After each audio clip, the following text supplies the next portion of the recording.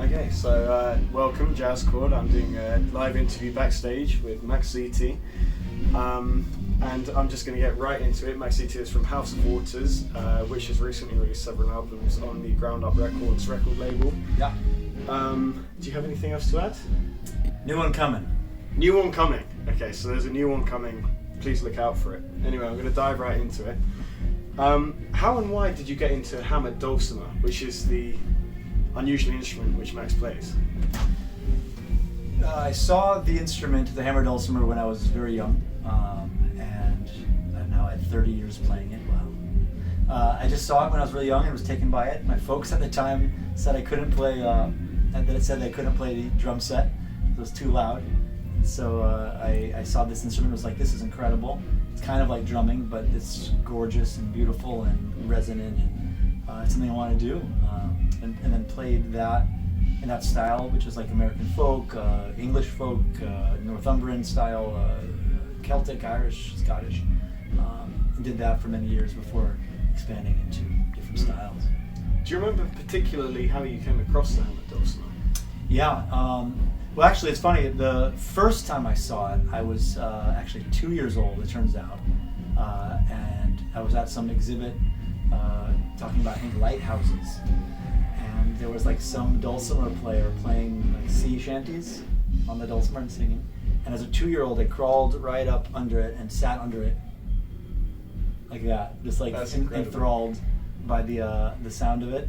I didn't realize that too much later, but I saw it when I was 6 or 7 at a folk festival outside of Chicago. Yeah. And that was when I was like, this is amazing. You made a link to it. Yeah. Very nice. And do you, you talk about several styles there, the kind of Celtic, Northumbrian, that sort of thing. Do you characterise yourself by a particular style? No. I've had a lot of influences, that's for sure. Different types of jazz, Senegalese music, specifically Indian classical music. From some tour, very much so. And then of course my folk background, and then living in New York, it's like college. Every time you go to a gig, it's like you're getting schooled every day from the best players in the world. And you played dulcimer at college? Yes, though it wasn't. I didn't major in dulcimer. I majored in composition, using the dulcimer as my composing tool, and that's really where my music expanded dramatically. But what I meant is when I'm in New York and I'm just at a gig, that feels like college, because I get educated just like every time, and the best in the world is there. So it's these days a lot of music from Argentina and Afro-Peruvian stuff, and a lot of music from South America, and then a lot of music from the Middle East, and a lot of stuff around Arabic music and Persian stuff, and Syrian music. So it's New York has given a lot of different places where I can Balkan stuff, a lot of different places where I can find a role for the instrument to fit in. But these days, although I have these influences into it, in terms of what I'm playing, the music that I write, the music I write is fully about the moment. Yeah. And that just means that whatever I'm feeling at the time, that's the style. Yeah. And there is no style at that point. It's just time. So it's indefinable. Yeah, which doesn't necessarily translate that well to Spotify playlists, but it does translate to playing at a show and connecting with people, which is what we got into this from the beginning for the first place anyway.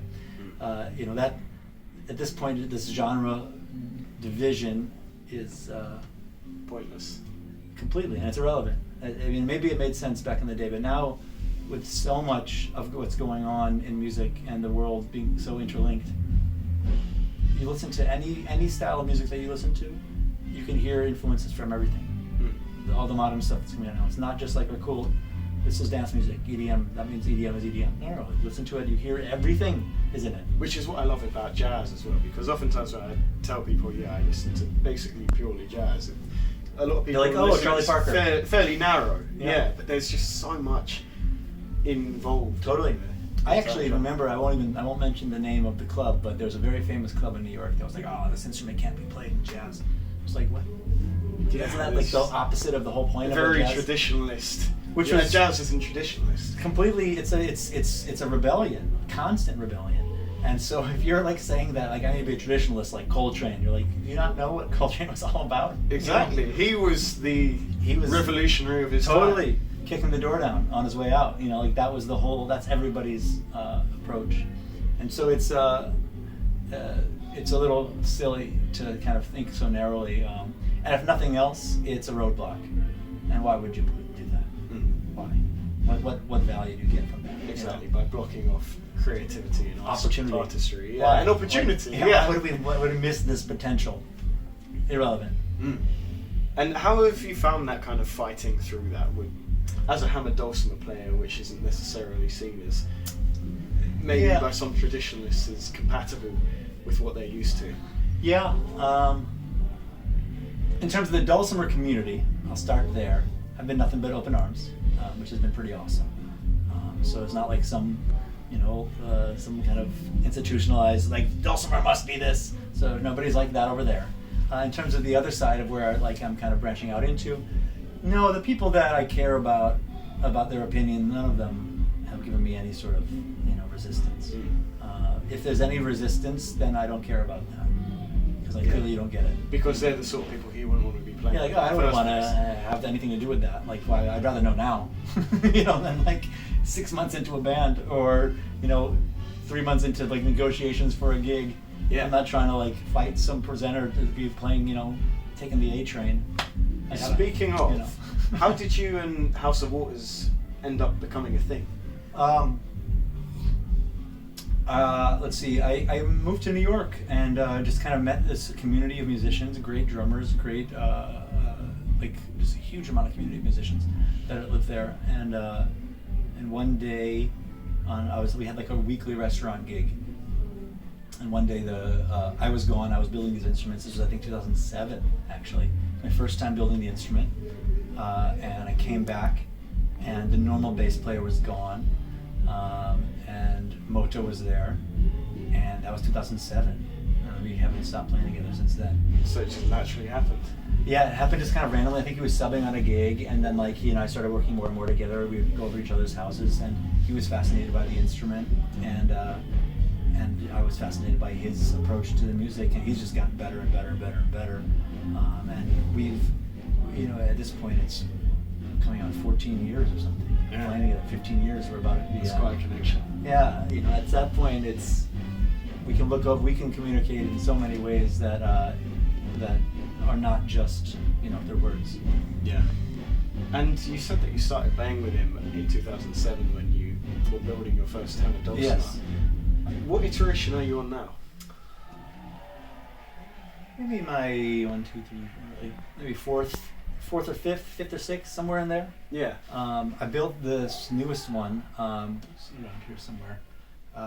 That was I finished it like mid-February 2020, just in time for our big tour. Yeah, unfortunately. And then the tour got postponed. We were supposed to play here in, I think, May of 2020. That got postponed to October 2020, which got postponed to March of 2021, which got postponed to December of 2021. We're like, that's safe. Very purgatorial. And now here we are again. So I'm very grateful to the Jazz Cafe for being creative and saying, hey, you're already in the country.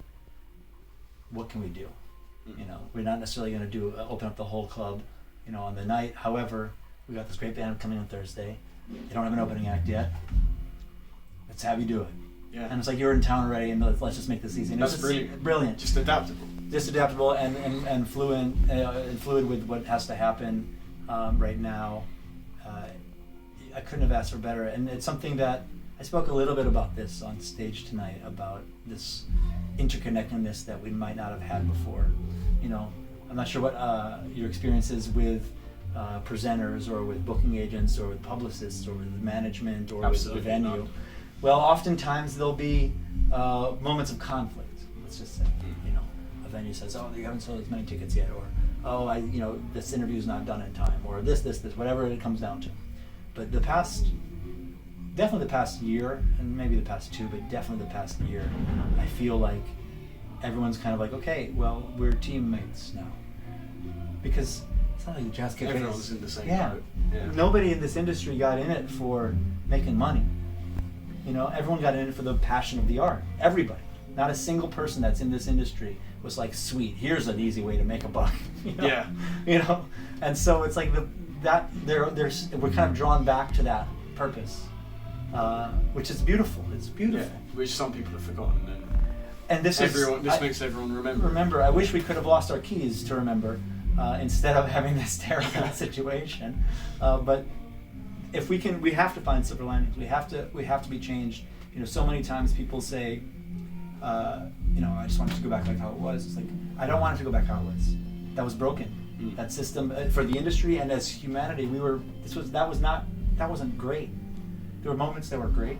We could travel freely. We didn't have people dying left and right. Absolutely. But it wasn't some paradise. You know, now we have an opportunity to say, hey, we need to change. Yeah. We have this time now where we all recognize what's important and what we value as a society and as humans. Maybe we should give a little more energy on that. So if you have one gripe with the music industry now, which you think could be changed with this new perspective that everyone's been given, what would you say that is?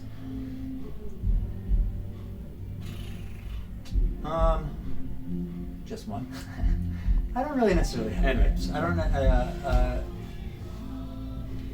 I feel like we need to focus less on judgment.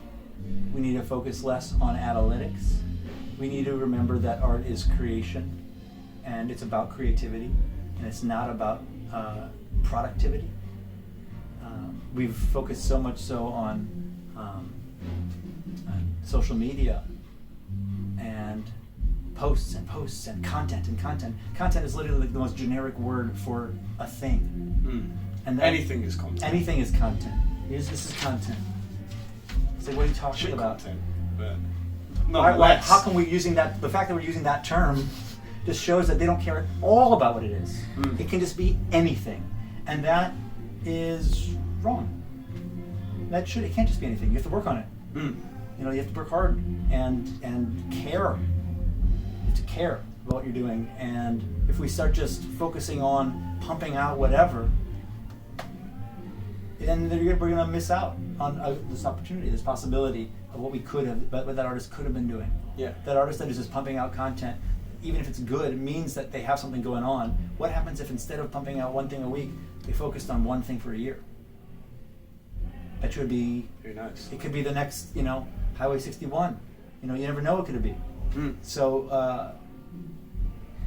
that's what I would like to focus more on, is like people taking time and recognizing that we don't need productivity. We need creation. Yeah. Creativity. I think that's a really nice place to end. But just before that, I really wanted to ask two questions. Who are your jazz influences? And who are your hammer dulcimer influences? And how do you intertwine the two?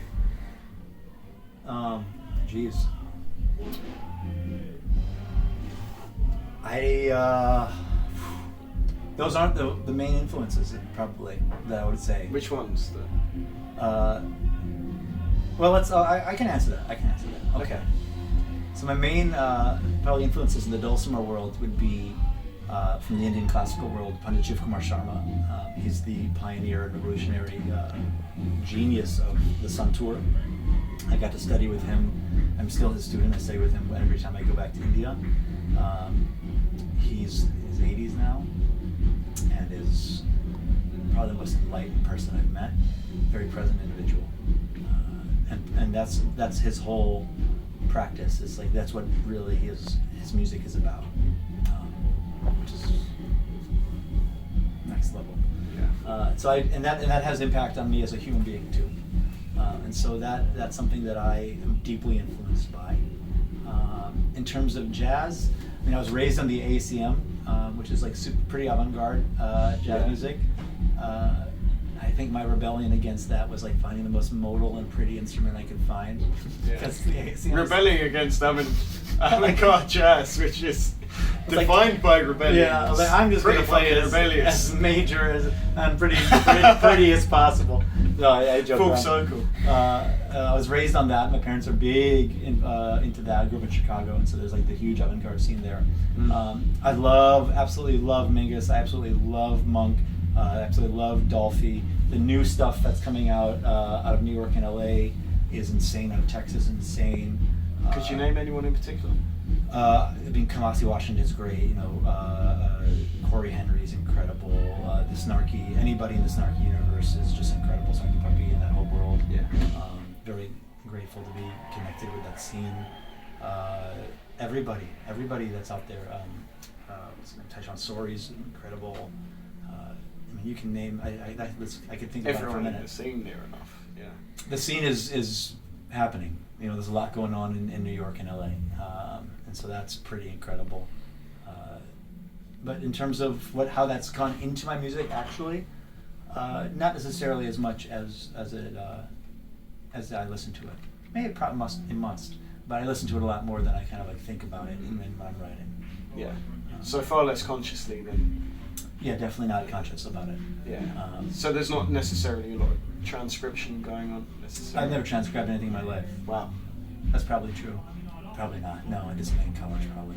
But very rarely. Of jazz or Yeah, traditional dulcimers? More jazz. jazz stuff. Yeah.